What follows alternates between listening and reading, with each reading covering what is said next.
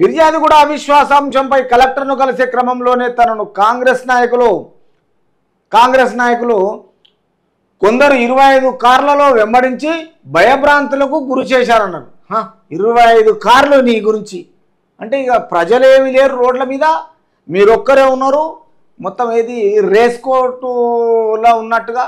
తర్వాత ఇక మీకు 25 కార్లు, మీరు ఉన్నది 11 మంది, మీకు ఇంతమంది కావాలన్నా నిన్ను ఒక్కని చేయనికే 25 కార్ల మీద.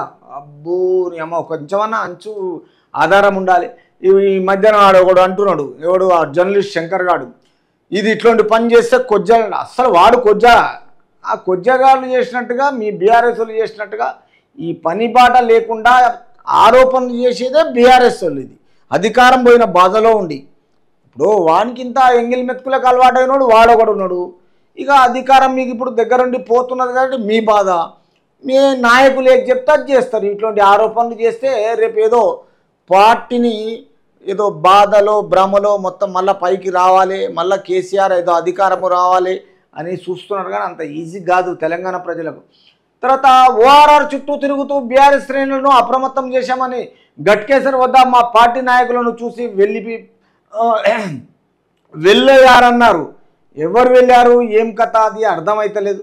శ్రేణులను అప్రమత్తం చేశాడంట. గట్కేసర్ వద్ద రాగానే పార్టీ నాయకులను చూసి వీళ్ళంతానంట వెళ్ళిపోయారంట.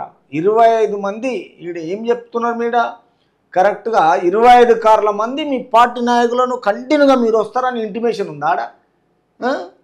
చూడు ఎట్లుంది. బీఆర్ఎస్ శ్రేణులను అప్రమత్తం చేశామని గట్కేసర్ వద్ద రాగానే పార్టీ నాయకులను చూసి అంతా వెళ్ళిపోయారంట. అంటే మీరు పార్టీ నాయకులకు వస్తారు, మీ ఏరియాలోనే వస్తారు, మిమ్మల్ని కిడ్నాప్ చేస్తారని ముందు ఎట్లా ఇంటిమేషన్ ఉంది? కొంచెమని అర్థం కావాలి. ఫిర్యాదుగూడ కార్పొరేషన్లో జరిగిన అభివృద్ధిని చూసి ఓర్వలేక అవిశ్వాసం నెగ్గడానికి, అబ్బో ఫిర్యాదుగూడలా కబ్జాలు చేసింది కాక ఈయన ఏం చేసిండంట, అభివృద్ధి చేసిండంట. ఓర్వలేక అవిశ్వాసం నెగ్గడానికి కాంగ్రెస్ నాయకులు కుయుక్తులు పన్నారన్నారు. ఏం పంతరయా మీకు, ఏం చేస్తారా అని? మీ కబ్జా కోర్లు మొత్తం గరీబోళ్ళ కడుపు కొట్టడం తప్ప మీకు ఏం లేదు. రెడ్డీస్ మొత్తం ఉన్నదే అంత నాశనం చేయడానికి. పిఎస్లో కాంగ్రెస్ నాయకుల ఫిర్యాదు కూడా మేయర్, బీఆర్ఎస్ కార్పొరేటర్ నేతలందరూ కాంగ్రెస్ కార్పొరేటర్పై నిరారా ఆరోపణలు చేస్తున్నారని టీపీసీసీ ఉపాధ్యక్షుడు తోటకూర వజ్రేష్ యాదవ్ మరికొందరు నాయకులు గట్కేసర్ పిఎస్లో ఫిర్యాదు చేశారు. బీఆర్ఎస్ నాయకులే కాంగ్రెస్ కార్పొరేటర్లను కిడ్నాప్ చేయడానికి యత్నించారు. అంటే మీకున్న అలవాట్లు మీకు చూయించుకున్నారు. మీదికెళ్ళి కాంగ్రెస్ మీద ఆల్రెడీ కుట్ర పన్ని వాళ్ళకి ఏదో ఆరోపణలు చేస్తారు. అదే వాళ్ళు ఏం చేశారు, కాంగ్రెస్ వాళ్ళు ఏదైతే టీపీసీసీ ఉపాధ్యక్షుడు తోటకూర వజ్రేష్ యాదవ్ వీళ్ళందరూ కలిసి ఆ గట్కేసర్ పిఎస్లో మీ దగ్గర కంప్లైంట్ చేశారు. బీఆర్ఎస్ నాయకులే ఈ కాంగ్రెస్ కార్పొరేటర్ను కిడ్నాప్ చేయడానికి యత్నించామన్నారు క్లియర్గా. ఆ విషయంలో దాడిని ఖండించిన ఎమ్మెల్యే హరీష్ రావు, చూసినావా, మీ హరీషు కేటీఆర్ మీ వాళ్ళు చేయమన్నందుకే ఈ ప్లాన్ పక్క చేసిరు. అది కుదరలేకపోయింది. తిరిగి మళ్ళీ ఎంబడే అది కాలేదు, కంప్లైంట్ కాలేదు, ఏది కాలే, విచారణ కాలే. ఇక్కడ దాడిని ఖండించిన ఎమ్మెల్యే హరీష్ రావు మొదలే ఉంటాడు. ఎందుకంటే మనిషి ఎదిగింది కానీ బుద్ధి ఎదగలే కదా. ఫిర్యాదుగూడ మేయర్ కార్పొరేటర్పై కాంగ్రెస్ పార్టీ చేస్తున్న దాడి పట్ల BRS MLA Harish Rao hex వేదికగా ఖండించారు.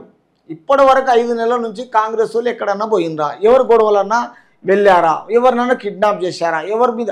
మీరు కిడ్నాప్ చేసినా మీరే, పోలీస్ కేసులు పెట్టినా మీరే, ధర్నా చౌకులు బంద్ చేసినా మీరే, ధర్నాలు చేసినా మీరే, చేసేదే బీఆర్ఎస్. ఎందుకంటే అదొక జాతీయ పార్టీ, దానికి అవసరం లేదు. అది ఓపెన్గా ప్రజల గురించి చేస్తున్నది, చట్టసభల్లో పెడుతున్నది, ప్రతి విషయంలో కలిసిమెలిసి కలుపుకొని ముందుకు పోతున్నది ప్రజల గురించి. కానీ మీరేందంటే సింపతి పెంచుకోవడానికి చేస్తున్నారు హరీష్ రావు. ఇది కనిపిస్తుంది, అది క్లియర్గా. ఫిర్యాదుగూడ కార్పొరేషన్ అవిశ్వాస తీర్మానం నెగ్గేందుకు కాంగ్రెస్ నాయకులు బీఆర్ఎస్ మేయరు జక్కా వెంకటరెడ్డి కార్పొరేటర్లను కిడ్నాప్ చేయడానికి ప్రయత్నిస్తున్నారు. ఏ చిన్న పిల్ల మీరు, మిమ్మల్ని కిడ్నాప్ చేసి ఏమొస్తుంది? ఒక్కొక్కడు 100 కిలోలు ఉన్నారు. మీరు ఏం చేసుకొని మిమ్మల్ని కిడ్నాప్ చేసి ఏం చేస్తారు? ఇవన్నీ పనికి మళ్ళీ మాటలు. ఇది ఏంటంటే కేవలం హరీష్ రావు, కేటీఆర్ ఇది పక్కా ప్లాన్తో, ఒక పంతంతో ఇది నెగ్గాలి, సింపతి పెంచుకోవాలనే ఆలోచనతో బీఆర్ఎస్ పార్టీ జక్కా వెంకటరెడ్డి తన అనుచరులు కాంగ్రెస్ కార్యకర్తల మీద, తర్వాత లీడర్ల మీద తర్వాత ఈ వజ్రేష్ జాదవ్ మీద ఈ నింద మోపాలని ఆరోపణలు చేస్తూ పక్కగా నిక్కచ్చిగా మొత్తము ప్లాన్ స్కెచ్ సరి అయినది కాదని దొరికిపోవడం జరిగిపోయింది.